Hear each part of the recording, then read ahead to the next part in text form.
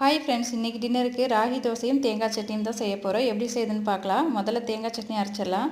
அதுக்கு பொட்டுக்கடலை, தேங்காய், பச்சை மிளகாய், பூண்டு, சின்ன வெங்காயம், சோம்பு, முந்திரி சேர்த்து மிக்ஸி ஜாரில் போட்டு நல்லா அரைச்சிட்டு தாளித்து எடுத்துக்கலாம். டேஸ்ட்டு சூப்பராக இருக்கும். நீங்களே ட்ரை பண்ணி பாருங்கள்.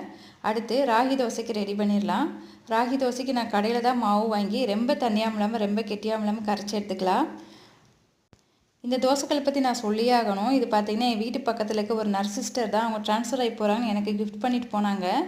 அந்த சிஸ்டர் எனக்கு ரொம்பவே பிடிக்கும். Thank you sister. இந்த தோசைக்கல்லை பழக்கிறதுக்கு பெரிய வெங்காயத்தை நல்லா கட் பண்ணி தோசைக்கல் ஃபுல்லாக ஸ்ப்ரெட் பண்ணி நல்லா வணக்கி எடுத்துகிட்டு ஒரு 5 ஆம்லேட் கண்டினியூஸாக ஊற்றி எடுத்துட்டேன். அதுக்கப்புறம் தோசை ஊற்றினா சூப்பராக வந்தது.